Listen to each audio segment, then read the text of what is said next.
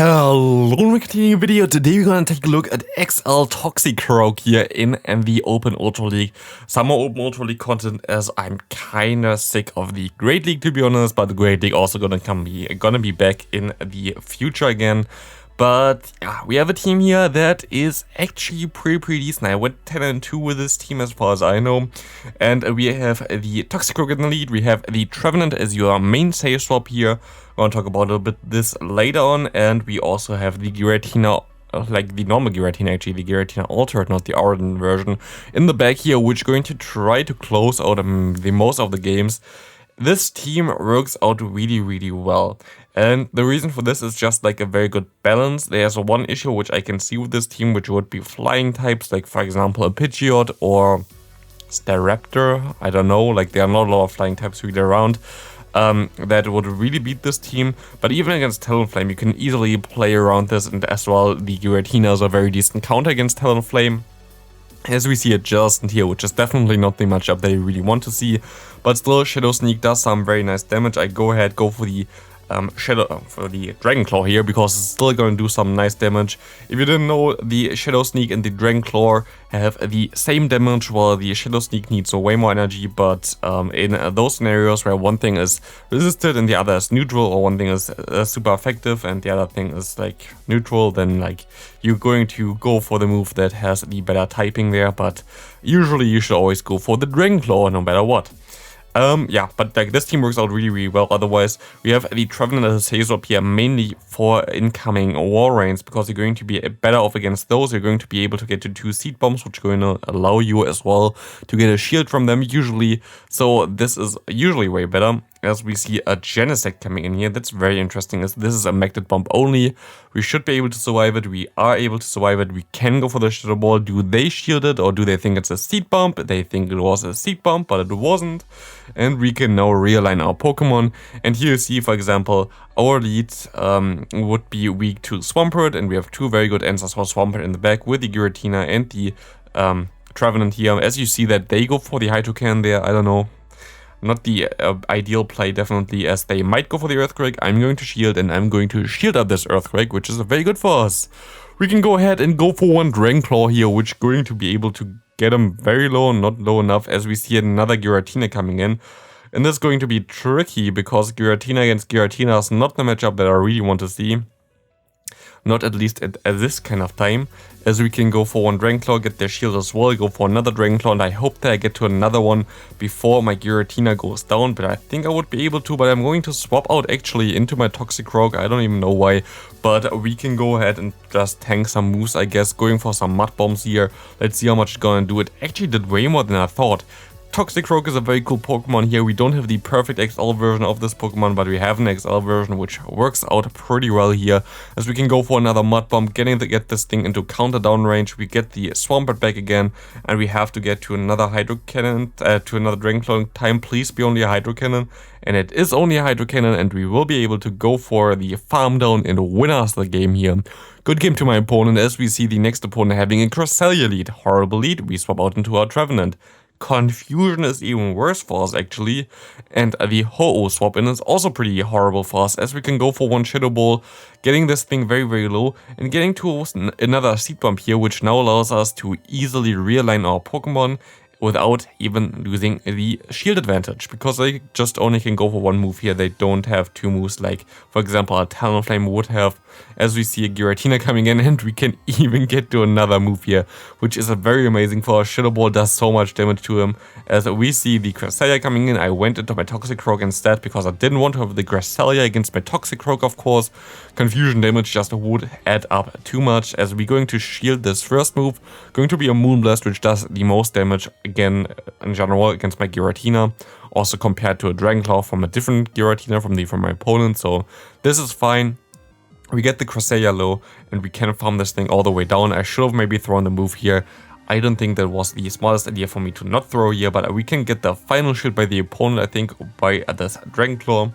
And we can swap into our Toxicroak. Our Toxicroak has a lot of health, and 2 Mud Bombs going to be enough to KO my opponent from this range, which should be a good game. Maybe I should have actually went for a Sludge Bomb. I know it's resisted, but I think it would do more than this, so I think that would have been enough. but we will see the Dragon Claw coming through. Doesn't really matter, we can counter them down, not really. But we still have more health on our Giratina, I think. Yeah, we can still farm them down here with the Shadow Claw, winning us the game. I wanted to really use Giratina again because I think Giratina right now is a very underrated Pokemon. And if you can pair it with a fighting type like the Toxicroak, which also going to be able to do something against fairy types, it's a very nice combination. We see here an Alolan coming in with the move Snarl, which is something that you barely see nowadays anymore. Basically, they're all running the Poison Jab nowadays, and Snarl is really rare, while Snarl was the ideal moveset back in the days, as we see them going for one shield here, for one Dark Bolt here, going to farm all the way down, go for 2 shields, and I hope that I'm going to be able to hit some super effective moves against the Swampert if it wants to come back in here. Trying to swap. And it's actually an ASCAV. I should have maybe stayed in here, to be honest, but I still have my moves stored. Maybe they go into their Swampert soon. They go into their Swampert now. This shouldn't KO us yet, I hope. It's going to be an Earthquake. It doesn't KO us. We can go for Dragon Claw. Or not. Yeah, and now it's looking tough. We can go into our Trevenant, but again, they still have 2 shields. And they can get a shield here, and we can go for another Seed Bomb here, but it doesn't look too good, to be honest, especially now as we can still KO them. Okay, this looks nice, this looks nice. We need to get some damage on the ASCAV. We need to get rid of their energy on the ASCAV as well. They have to throw here because otherwise we will get to the Shadow Ball. Can we get to a Mud Bomb in time? It's kind of really difficult, but no, never mind. We still had so much energy from the beginning. Very good to swap onto the charge moves, never mind, it doesn't KO, but the counter down is still enough. What a roller coaster. Like, I actually thought already the Mud Bomb would do enough, but it didn't. Horrible lead again. We can swap into our Trevenant. We see the Giratina and we see an ASCAV coming in. I don't know how to respond to this other than with like 1 Shadow Ball and 1 shield here so I can realign. I'm not sure. Acid Spray, that hurts. Oh, shielding Acid Spray is always like the worst thing that you can do, but it's such a rare move on ASCAV that I'm kind of surprised that it even ran here, but it's fine. We can go for another Shadow Ball. We should be able to get our shield back here, and we can go into our own Giratina, having now switch advantage basically. Having the Giratina aligned against the opposing Giratina is going to be nice, as I don't really want to face it with my fighting type, of course. As the Dragon Claw comes through, we're going to be able to farm this thing all the way down, hopefully. I'm not sure. Do I shield here? I'm not going to go ahead and shield, and we cannot farm them down. We have to shield now. We have so much energy. Let's see what they have in their bag. They're going to let us farm them down. We see Swampert coming in. That's going to be a good game. There's nothing I can do here anymore, sadly. We're going to go ahead and lose this match as the Mud Bomb comes through. We actually get the shield, but they have just too much energy. Like, they just need 1 Hydro Cannon, and you're gonna see here that the Dragon Claw will not put him into a 2-shot range. If they were Shadow, I think I would have been able to win this, but like this, I wouldn't be even able to win this if they didn't throw the move here. So, good game to my opponent, and we see the next opponent. We see Toxicroak against Tapu Fini. I usually misplay those matchups like crazy. Main reason for this is I always think I get the Sludge Bomb already at this turn, but I don't, and my opponent doesn't know that I don't get there, so it's kinda tough, to be honest, as we can see that the Surf comes through. But actually Tapu Fini is pretty decent to deal with my backline. I just have some, I don't know, like, I think they most likely have something like Talonflame and the Registeel in the back. That's a very common team. I'm not sure yet. We will see that the Surf come through. We can go for 1 Mud Bomb, but we're actually going to swap onto their charge move here, which is going to be a Surf, which is going to do no damage, and they are going into a Nidoqueen. Okay, so we were wrong with the backline, but it's fine as they go straight for the Poison Fang, and this doesn't even come close to KOing us. We can go for the bait first. And I think we can actually still get to the Shadow Claw and the Shadow Ball in time here. Yeah, we can. They just try to farm us down, which is a smart play, but this Shadow Ball going to completely destroy this Nidoqueen. Both shields are down. We go into our Toxicroak, snipe the Nidoqueen with 1 Mud Bomb. We don't even have to hit all the bubbles with this. As we see the Tapu Fini coming in, we can farm this thing all the way down. What do they have in the back? They have a Scrafty in the back. That's going to be a little bit tough, but we can hit the Sludge Bomb here, doing some massive damage as we can go into our Giratina, and we have to hope that now 2 Dragon Claws plus the additional damage from the fast move here going to be enough to KO the opponent. But we also know that 1 foul play will not be enough, and they go straight for it, and we see now that even 2 won't be enough. So this is a very good information and very nice for our Giratina. Our bulk is very good actually with this Pokemon. You see the IV spread for Legendary, I'm very fine with this, and this is one of the Pokemon that I built basically I think in the 2nd season of Go Battle League or even the 1st season of Go Battle League. So back in the day when I was also not really, I don't know, I wasn't really paying attention too much to IVs, I was just playing my game and it still worked out pretty well, to be honest. We see here a Nidoqueen against us. Of course it's kinda awkward, but we might be able to catch the Earth Power onto our Trevenant. Is this an Earth Power? It is not.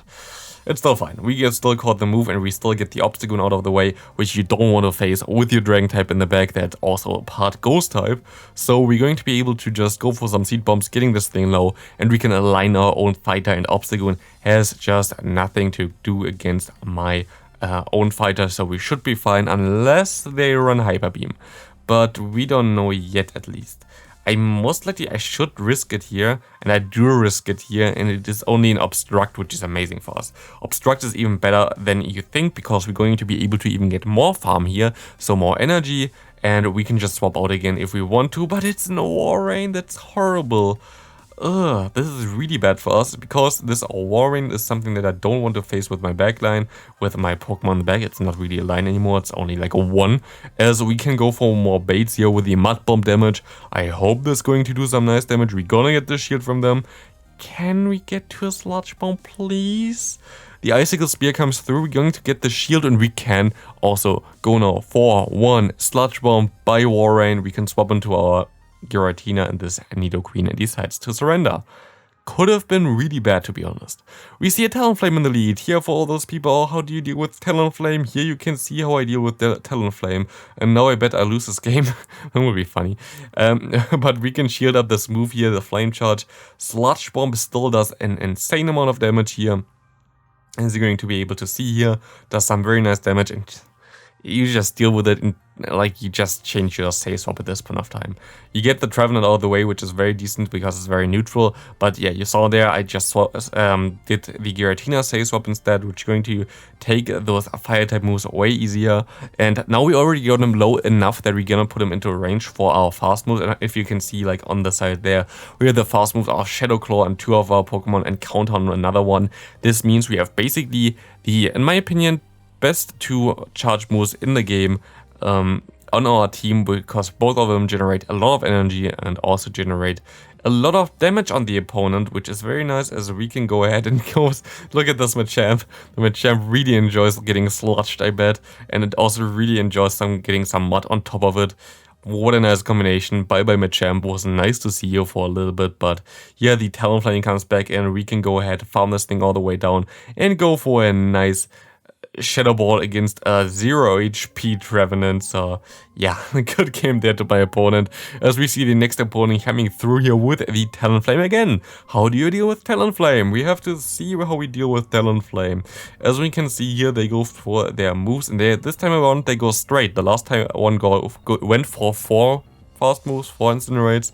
If they go straight, it's actually a little bit better for you, because the timing gets way easier than what you saw before. I can just swap after 2 more, and they're going to throw most of the times directly, because it's very safe and they don't really want to waste some shields. As we see here, we see a Giratina coming in. That's very interesting, because we can go ahead and we should have an energy advantage, which helps us a little bit most likely. So those Dragon Claws going to do some pretty nice damage, as we can see here as well. I don't think I'm going to survive another one. I could shield here, I'm not going to shield here. And I'm going to go into my Trevenant now, trying to farm this thing all the way down. Maybe, do I invest? I don't invest any shields here, never mind. It's fine for me, I don't need shields anymore. And we see the opponent going back into their Talonflame. Talonflame versus Trevenant is such a bizarre matchup, because yeah, by Talonflame. It is just so weird. You have a tree, it's literally a dead tree that would be super easy to like put on fire, and it, like just the Shadow Ball just completely annihilates most Talonflames. So I don't know what's really wrong with like the game logic here, but I don't know. Still, we see a Cresselia coming in here. We can go for one Shadow Ball. Finally, this doesn't KO the Cresselia. Still, they can still get to a move. But as long as they don't get to a random future site or whatever, we're going to be able to win this game. Thanks for watching. See you in the next video. Have a great rest of your day. And we're going to see the Go Fest tomorrow.